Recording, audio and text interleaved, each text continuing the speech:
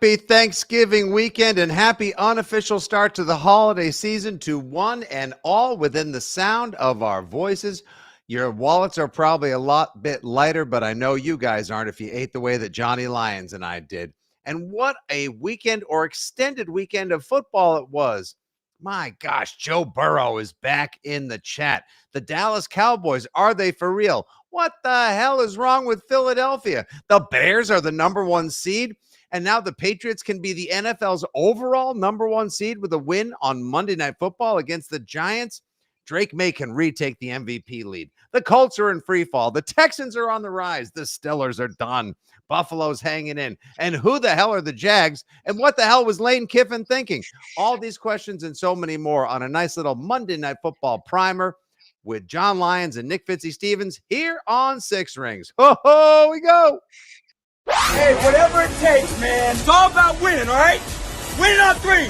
1, 2, 3, win! Celebrating the heroes of Foxborough's past. And with a good block. Look at Grover. All the way.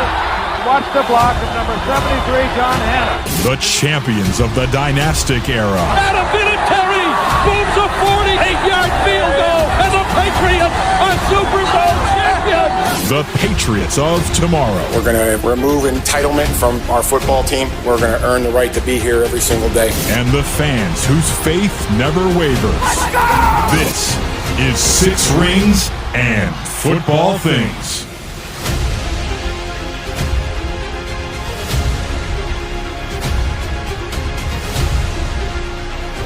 He's a hoe, and I want that known. Like, I see why he got punched in the nuts, because that's some, like, he says some things that you should not say to another man ever, but, like, I don't respect it because you say that, then run behind your O-line.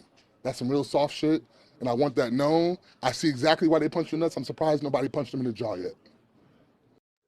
And Merry Christmas to everybody. That is Browns defensive tackle Shelby Harris after today's 26-7 win by the San Francisco 49ers over the Cleveland Browns. Shedeur Sanders unable to propel the Browns to greater heights in his second start in the National Football League. More importantly, that was my favorite bite of the day, and I really think it just rings in the season appropriately, John Lyons. He's not happy with Juwan Jennings, who, of course, I believe the name of the gentleman from the Carolina Panthers, Trevon Moehrig, the man who on Monday Night Football tried to punch him in the twig and berries, actually successfully punched him in the twig and berries. Apparently he's not a terrific guy, but you know what? We got a couple of terrific guys here that are ready to talk some football with you and get you ready for Monday Night Football, Giants at Patriots, and go over a crazy, it's not even really a weekend. It's almost like a week because it started Thursday, John, at 1:00 with a very entertaining Packers-Lions game, straight through a super entertaining, very compelling Chiefs at Cowboys game. And there's AFC implications in that one. And then I think all Patriots fans can probably breathe a sigh of relief, or collectively did, after they realized that if Jamar Chase and Joe Burrow had played the previous Sunday, that game may have been a whole lot closer.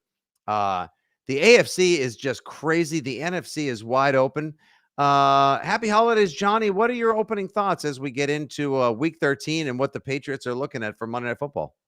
Yeah, opening thoughts for me, Fitzy. I think this game Monday night, look, it's a game the Patriots should win. I think it's going to be tougher than a lot of people think, especially early on in the game. And I think this is a great opportunity for the Patriots to separate themselves from the pack a little bit, right? Buffalo did just win, but they're 8-4.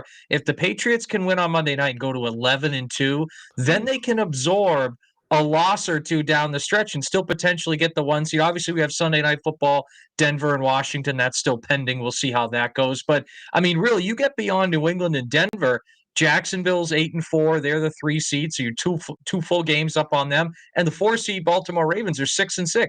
So they have an opportunity here to create a little distance, maybe not so much between them and Denver, but between them and the rest of the pack heading into this stretch run. Our friend Jake Smith, who's currently watching, new dad Jake Smith, no less, who's currently watching us on Facebook as we record on a Sunday night here on Six Rings and Football Things. Bears-Pats Super Bowl 40-year anniversary. John, the idea that it would be December 1st, and whether, you know, outcome obviously of Broncos Commanders, go Commanders, hail to the Commanders. It used to be something different. I liked it better that way, but that's fine. We're rooting for the Commanders tonight. We're all Commanders fans. But that being said, the idea that a Super Bowl 20 rematch would be an analytical possibility, given that the Bears are now the number 1 seed in the NFL. The Bears, with what was described as, I watched it from, I watched the second half from a pub after doing some Christmas shopping on Friday with the family, and I was like blown away by how physical the Bears were, and that they and the Patriots, like we were talking about recently, like, oh, Rams Patriots got to do third time's the charm. This one really counts. That would be on the table is wild beyond my boldest comprehension. But then again, good, better, best, till the good gets better and the better gets best. What do you think about what's going on with the Bears? Remember the big debate in the offseason was, do you want to hire Mike Vrabel or Ben Johnson? Turns out both sides look like they were right. So both guys are doing really, really well. And I think you've seen too, we talked about this a little bit last year, Fitzy. The Bears had some real pieces there, and it just felt like everything went off the rails last year, but they got a legit coaching staff in. Caleb Williams has gotten better, and now they've kind of put things together. And it also helps them that the NFC has been all over the place. I mean, remember earlier this year, Tampa Bay looked like a Super Bowl contender. Now they've kind of fallen off a little bit. They've been up and down. The 49ers have been all over the place. The Rams have been dominant pretty much all year, but they did lose to Carolina today. And then that Eagles team, look, Fitzy, I don't know about you. I think this is the first time since they drafted Jalen Carter that they got flat out pushed around up front. And credit to the Bears offensive line. Yeah, credit to them. They pushed the Eagles around in Philly, made Santa and the Grinch leave that stadium early. I mean, that was a really impressive display by the Chicago Bears on Friday. Okay, a couple of great comments here. I love going live on a Sunday night, by the way. And hopefully you guys enjoyed this podcast late on the Sunday night, or we're happy to keep you company on your commute Monday morning. A chilly one before the freezing rain that comes in on Tuesday. Forecast for Patriots, Giants, of course, on Monday night. It's going to be a chilly one, so bundle up, mofos, and grab those hand warmers. Joe Coach of the Third chimes in with Ben Johnson versus Mike Vrabel would be fun. X's and O's versus culture and Joe's. I honestly gotta give Ben Johnson his due, because guys like, Rich Keefe and Adam Jones wanted new coordinators, new blood, new offense. They would have preferred somebody like Ben Johnson, and people scoffed at the notion early on because the Bears didn't look very good. Meanwhile, now you got him ripping his shirt off in the locker room, that team pushing other teams around. Caleb Williams finally looking like someone who has the ability to toggle back and forth between dynamite quarterback and game manager as well. And the thing they did in the offseason that, I continue to be most impressed with, and it's what Mike Vrabel did as well. You build a football team from the inside out. First thing Ben Johnson did, he rebuilt that offensive line. He got into those trenches and got Joe Tooney. I think they signed Dahl. Didn't they get Dahl? Darnell Wright has been playing really well for them. That was a high draft pick too that kind of been all over the place. Yeah, exactly. I thought that was really, really, really smart of them. Yes, I agree with you, Mark Staples. Thanks for watching live on Facebook as we record Six Rings. Just need to avoid a Monday night stinker against the G-men. Yeah, you cannot afford to have a letdown game, a trap game, however you choose to phrase it. But this guy, Jimmy Who, on the X, I'm kind of over calling it Twitter. I think it's just easier to say X. Come on, boys. Do you really feel the Patriots are a playoff team, a Super Bowl team? I mean, they're a playoff team because they're literally a playoff team. They're almost actually in the playoffs. Yeah, they have a 2-game lead on Buffalo, 2.25 game lead, 2.5 game lead on Buffalo. Should they win Monday night, you can only beat who's in front of you. They've done their job and they've gone on the road and beaten a couple of teams everybody said was better than them. So what about that says, oh, I have doubt in them being a playoff team, Johnny? Yeah, and I think the Super Bowl question is more fair because there's a lot of guys, and I talked about this on EEI over the weekend with your colleague Dan Ball. There's a lot of guys on this team that are young players that haven't been in the playoffs before, that are even Drake May. I mean, he could win the MVP this year, but he's never started a playoff game before, right? A lot of these guys, even the quote-unquote veterans on the team, Christian Gonzalez, Kayshon Boutte, Demario Douglas, those three guys are only in their third year. And so there's just a lot of young guys here. And they run into something in the playoffs and stumble? That's different. Like, Are they a legit good team? Yes. Are they a legit playoff team? Yes. I think the Super Bowl thing, if you want to tell me, hey, wait for that second Buffalo game, wait for the Baltimore game, see how they look there, I get that I understand. But see, here's the thing. Like everything that we believe in, everything that we hold dear, everything that we have come to value and respect as football fans has either been called into question or at least been fiddled with, dare I say, this year. Like Joe Burrow had no business coming back into that game Thursday night. And, granted, the Ravens shot themselves in the junk on the way to the foot time and again in that game as well. Isaiah likely needs to go to the Derrick Henry Academy of Football Maintenance and be shown multiple videos on what not to do when you cross the goal line. So Baltimore is as guilty of losing that game as the Bengals were of winning it. But like, what a difference an elite quarterback makes. You could just see the level of competition and effort by the entire Bengals squad rose up by having Joe Burrow come back in. And I think now, John, maybe this is the week. Let me ask you, Professor, is this the week that we can finally stop listening to until the Chiefs are dead and buried, until that dynasty over, until Chiefs kingdom crumbles, then you have to consider them a Super Bowl favorite. Yeah, well, they went to Dallas on Thanksgiving Day as a 4.5-point favorite and lost. Like, I think I'm over it at this point. Yeah, Super Bowl team, no, but a team that could go to Gillette Stadium and maybe win a playoff game, I think that's still on the table with the Chiefs. And I know that sounds great, but just look, in a one-game scenario, if they get there, and it's Mahomes and Andy Reid versus May and Vrabel, like that, all of a sudden, Chris Jones versus the offensive line, like all of a sudden, that's an interesting matchup. I would pick the Patriots in that game. I'm just saying, I'm not going to count out the Chiefs until they're actually out of it. I mean, what the Chiefs are going through now, Fitzy, reminds me so much of the 2009 Patriots. Kind of a transition, not as dominant. You still have the big dogs. And look, we'll see. Because what did that 2010 Patriots have? Well, in 2008, 9, 10, 11, and 12, they had great drafts. So they totally reloaded, and then they went back to winning Super Bowls. Remains to be seen if the Chiefs will do that. But it feels like that's kind of the place they're in. Like, this could be Kelsey's last year. They're still searching for that other receiver. Joe Tooney just left there as well. Like, defensively, how much longer is Chris Jones actually going to be there? Like, so again, they have some really good people. This feels like 2009. And don't forget, the 2009 Patriots, they got smoked in the playoffs, but they still made the playoffs. I know. I can still see Ray Rice busting up. Oh, I was at that game. You sitting were? in the end zone. I was sitting in the end zone, and he ran right at me for 85 yards to start that game. And I was like, oh, no. And then Brady got strip sacked right in front of me. And I was like, oh, God, that was one of the most miserable watches. I might have gotten 50 text messages by halftime. Is this the end of the Patriots dynasty? Actually, you know what it was? That was the official closing of the book on chapter 1 of the 2 of the double dynastic run. And then in 2010, you draft Gronk, you draft Hernando. Everything turns around. Brady grows his long hair. He does the uncomfortable dance at Carnival in Brazil. Too. Devin McCourty comes to town over Des Bryant. And next thing you know, we have a new dynasty in bloom that would finally cement itself 4 years later amid controversy in Arizona. Here's a good one. Andrew Dickinson watching live, I think across the pond. Dolphins are 1 game behind the Chiefs. Yeah, I mean, the Dolphins didn't necessarily have 2 games out of their division lead, too. And I'm going to tell you straight up, the only way Cincinnati makes the postseason is if they somehow win the dumpster fire that is the NFC North, which last year and years prior was so much more competitive. I'll be rooting for them to do that because I would love an 8-9 or 9-8 Joe Burrow with that garbage defense, but that incredible offense and that psycho mentality of his to make the playoffs and then just throw up a big middle finger to everybody else. Save for the Patriots, of course, that wins like 12, 13, 14 games. Like that dude can go, that kind of attitude, that kind of offense, that kind of swag, it travels.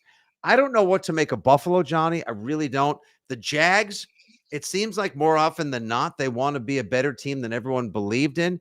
And the Texans going on the road against Freddie Fibia and Daniel Jones, and now a Colts team that has suddenly lost 3 of 4.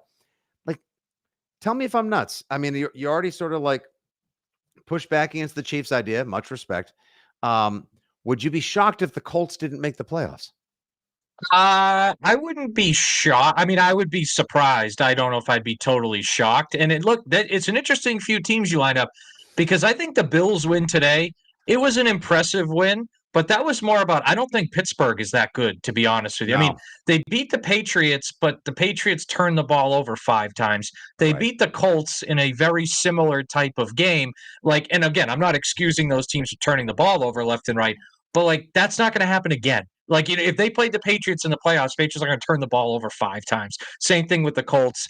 And I think we saw that today, that they, unless DK Metcalf has a huge game, Steelers really can't move the ball that well on offense. And I think, the Houston Indy thing is really interesting because Houston's defense, you can make the case, is the best in the NFL. And Indy's got Jonathan Taylor. They have we'll see what's up with Sauce Gardner and that injury now. But Right. those are 2 teams that, if you're the Patriots and you're in a playoff game, I don't know which one you'd rather face. Like, I think I'd rather face the Colts than the Texans because I think that defense could travel. And obviously, Nico Collins is a beast. We'll see what the situation is with the rest of their playmakers then. Whereas the Colts, I do wonder, is Daniel Jones going to beat you in a playoff game? And if Sauce Gardner's not there, are they going to? If they're, I'm not telling you they suck, but I think I'd rather see them than Houston in the playoffs. I'll tell you straight up right now, I would take the Colts. I would even take the Chiefs. I'd take the Jags. I'd take just about anybody. I do not want to see the Patriots playing the Texans in round 1 because of Will Anderson, Danielle Hunter pass rush with That's Pollock tough. and Al Shahir and Stingley. That defense is ferocious. They have allowed 20 or fewer points 9 times, Mrs. Bueller. 9 times. That leads the NFL by far. That and defense travels, and we'll get into this briefly before we wrap up here. We don't know the health of old man Moses on the right side, and if Will Campbell and his MCL are going to come back well enough to be able to handle things. Like that's gonna be really, really tough. That'll be tough. We had some people in the comment section asking, how do you think the Patriots over the haul, let alone on Monday night, are going to handle, John, the idea that you have to put Vidarian Sweet and Low back over at left tackle and Ben Brown at left guard? Yeah, I think, and if you listen to me on EEI this weekend, I apologize in advance because I sound like a broken record. I think, Fitzy, go back to week 1 of 2019 against the Steelers. They spread everything out, got the ball out of Brady's hands in 2 seconds or less all the time, everything underneath. I think that's what they're going to do against the Giants. And they ran a ton of play action. I went back last week and rewatched that game. They did a ton of play action. Didn't they win 33-0? Pardon my interruption. Wasn't it like an absolute trampling? 33-3. Yeah, Josh Gordon was a 33-3. beast. Like Josh Gordon was unstoppable in that game. But they did a ton of play action, but also a lot of 4 or 5 wide. Brady catches a snap, boom, balls out. And I think you're going to see that. And again, we're used to this year May holding the ball, throwing it 40 or 50 yards downfield. And I'm not saying they won't do that at all against the Giants, but I would expect it's going to be a ton of quick passes in this game. Maybe finally some screen passes. And I would make the same case when they play the Bills in a couple weeks after. And we'll see. Maybe Jared Wilson will be back then. I don't know. But it's going to be interesting. This is another instance, Fitzy. The depth is going to be tested because if Darian Lowe, first of all, that's a downgrade from Will Campbell, as we know. But if he not a lot though, not if you look at the PFF, as they like to say, PFF analytics, like it's not. Will Campbell's been. I think we all are in love with Will Campbell, the sort of veneer, the character, the personality, the sound bites, like the image. It's not a massive upgrade. Jared Wilson's been good, better as the season has gone on. I don't see it as such a downgrade that it's an issue. I think, honestly, the biggest thing is Drake May just needs to, like, this is a big night. You're on Monday Night Football. The stadium's going to be packed, cold weather withstanding. It's going to be nuts there. And that crowd is so ready for duck boats to get fired up. They're so ready for hat and t-shirt day. They're so pumped about the holidays. Everyone's going to be nogged up full of, sweet cream, booze, steak tips, and Bud Light. It'll be a frenzy, but he's got to just stay calm because that first quarter against Cincinnati, mildly alarming with the airmail balls, the pick six. Don't forget the first drive against Tampa Bay as well. That was a big game, and he didn't look good early in that game either. And I know we blamed it on the rain at the time, but look, I think Campbell to Lowe is a downgrade, and I wonder if Lowe over the course of a full game will get a little more exposed than, just coming in spot roles last. And look, last year, I know he was hurt part of the way through the year. I get it, but it's a downgrade. What I would also mention, and I think is worth mentioning, if Lowe or or Morgan Moses, have to miss any of this game, like if they go down or whatever, it's going to be late round rookie Marcus Bryant's the next guy up. So it's just, we talk about the depth. You and I talked about this in July, the depth on It was this our team and where shared they're primary concern about this team this year. right. And I'm not telling you Marcus Bryant can't do it. I mean, he was a first team all AAC 2 years ago in 2023, 6'7", right? But it feels like there was a year of development needed there, right? And he might not get it. I mean, he might end up having to go in and play meaningful snaps, whether it's in the Giants game, it could be the Buffalo game, it could be Sunday night in Baltimore if that gets flexed. Like, it's just, that's where the depth here is going to be tested. And also a guy that deserves mention, Doug Marrone. It's a big Doug Marrone game too. A lot of great work put in this year by Thomas Brown, by Doug Marrone, by Todd Downing, by this incredible offensive staff that, the fact that so many of them are worthy of head coaching material, if not offensive coordinator material elsewhere, and Vrabel has that many brains to trust inside the operation is truly, truly something special. And Monday night's big. Listen, you don't have to flex on the Giants. Just win the game, go box to wire, be in control, don't make mistakes. Don't win because the Giants gave you the game like they used to. And again, Giants, just a general reminder to everybody, Jackson Dart is back. Tyrone Tracy, not to be overlooked. Wan'Dale Robinson playing for a big contract. Like, their offense is frisky. Their head coach right now, their interim head coach, Mike Kafka, former offensive coordinator of the team as well. He's calling plays. He's bold. He's daring. You saw what they did against the Lions in a game they probably should have won a week ago now. They fired Shane Bowen, Vrabel's buddy, the defensive coordinator. And you heard a lot of this, obviously, in our preview episode with Sean Morash from WFAN. Great episode. But by and large, this is a house money team, the Giants. They're playing fearlessly. They have nothing to lose, but they have a bunch of guys that want to get jobs somewhere else next year. So what better way to get a calling card, Johnny, than showing up and showing out against the Patriots? Yeah, and I would add the one big area of concern for the Patriots, the health on the offensive line. What's the only thing the Giants defense does well? Rush the passer. They won't stop the run. So maybe the Patriots can finally get the run game consistently going. I mean, the Giants are allowing 5.9 yards per carry, which is just insane to me. But I mean, look, Kayvon Thibodeau, I don't think he's going to play in this game, hasn't practiced all week, but Abdul Carter, look, 30. I know it's only one sack or whatever, 35 pressures. He can still get after it. Brian Burns, second in the NFL in sacks. Dexter Lawrence, I think, does a really good job pushing the pocket. Doesn't get the numbers for that, much like, in our days. Vince Wilfork never put up huge numbers, but did a great job pushing the pocket. That's an area where I don't think the Giants, again, the Patriots are going to win this game, but the Giants are going to make it more difficult, I think, than their 2-10 record would suggest, especially early on in the game. I could see the Patriots pulling away late third, early fourth quarter, but don't be surprised if this is a 10-3 game midway through the second quarter or a 14-7 game at halftime or 14-10, something like that. And of course, you have to allow for the obligatory score for the Giants on their first drive, whether it's 3 or 7, we'll see. You do that, you adjust, and obviously get things going accordingly. I think the Patriots do win. And in the end, the idea that the bye week comes late in early December, the table is set for them. Like, things have lined up for the Patriots to win. We set the floor at 8.5 wins back in July and August, and now we've reset it at 12.5. Johnny, a 14-3 season gets you a number 1 seed and would just be mind-blowing. And taking care of business against the Giants is the next logical step. The last thing they could do before the bye that would help that make sense. Yeah, and I think if you look at the timing of this bye, it's obviously later than I would like. But given their health situation, take advantage, get this win, take advantage of the bye, then get yourself another bye to start the playoffs, which obviously, A, you don't have to play another playoff game. But B, as we said before, you don't have a lot of depth. You need everybody as healthy as possible. It's always important to have the bye.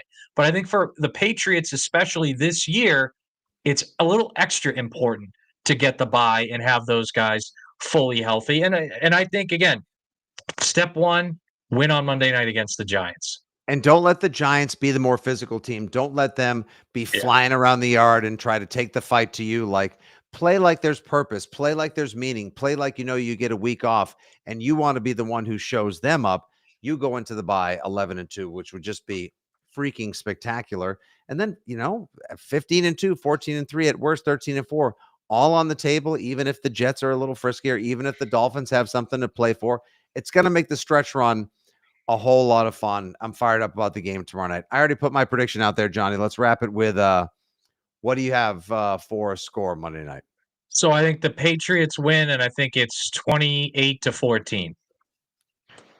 That'll print. That'll do. That'll walk the dog. That'll get breakfast made. I like that. 28-14. Just get through the game healthy, get the win, go to the bye. Like that's really right now. That's what I'm hoping for.